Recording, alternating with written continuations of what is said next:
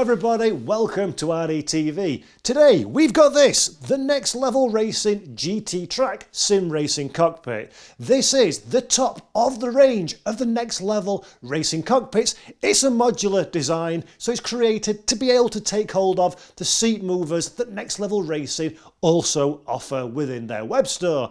We've given it a good try with our trusty Fanatec CSL Elite steering wheel and pedals, and we're going to share with you our impressions, thoughts and opinions about what Next Level Racing consider to be their ultimate sim racing cockpit.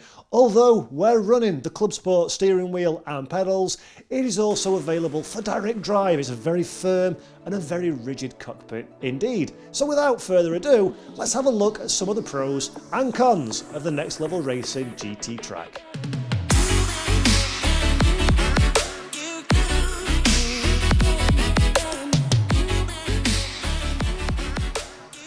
So, in terms of driving position, it's really actually quite nice. The cockpit, I'm 6'5". The cockpit's not been set up for me initially, so there would be some configurations that I'd change if it was my own, but straight away, I'm comfortable.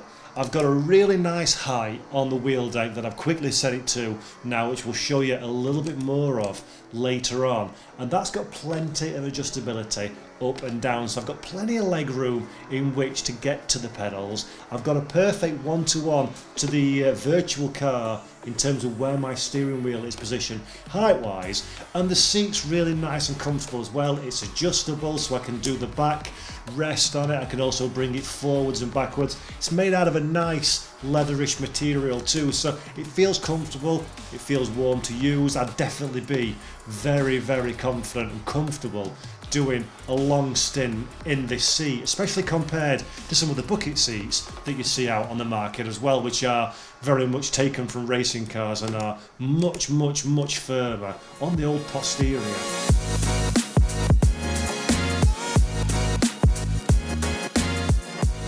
Feels really solid. I'm getting no flex. We're running a Fanatec CSL Elite, as I've already mentioned, on the rig, but I'm confident that this would be absolutely fine, no problems whatsoever with a direct drive wheel. In fact, Fanatec direct drive DD1 wheel or DD2 would work perfectly fine on this one as well. There's little flex on the wheel deck board. Same for the pedals. If you wanted to use a professional set of hydraulic pedals or heavy duty load cells, I'd feel highly confident that they would work on this rig. And already after a few laps that we've done on track, I'm very comfortable still. Everything feels ergonomic and where you'd want it to be, so impressed from a comfort point of view for sure.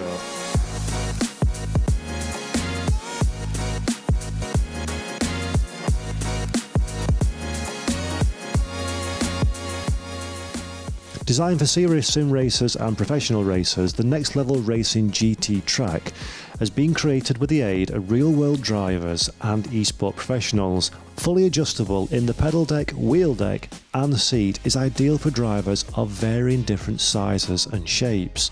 It's also got butt kick Gamer 2 adapter and a 4-point racing harness included in the kit, and most importantly of all, it is customizable to allow for a wide range of motion platform solutions provided by Next Level Racing, making it an ideal entry-level rig to the world of motion as you build up your setup over time.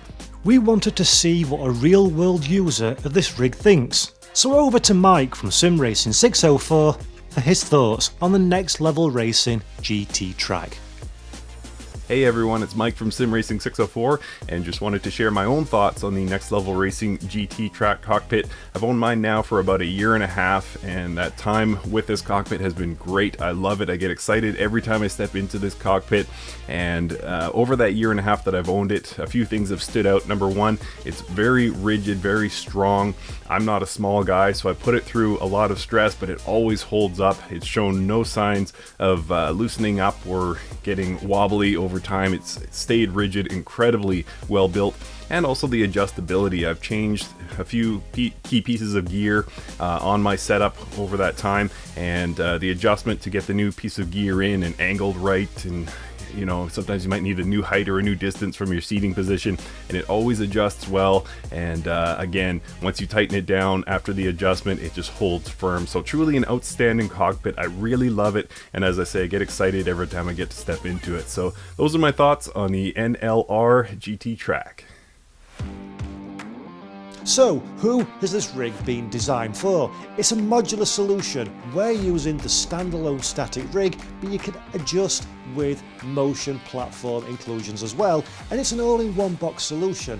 When we opened up the packaging, it's got all the tools and all the equipment you need ordered in a really nice, neat and sensible format. It's designed exactly for the kind of person that wants to buy an all-in-one solution, take it home, set it up and go racing straight away with a wide variety of different peripherals, wheels, pedals, shifters and handbrakes. As extruded profile solutions become ever more popular in the sim racing hardware landscape scheme, this is never going to have the adjustability levels of one of those style rigs, but what it does have strongly in its favour is a nice range of accessories available from Next Level Racing, such as the keyboard tray, such as the various different monitor stand solutions, and it's perfect for somebody who wants to get it set up, get it configured nice and comfortable for them, and then just forget about it and get some pleasure out of using the rig. And there's a lot to be said for that in a world of endless opportunities and chances to change things, to have something that works out of the box that you can just use.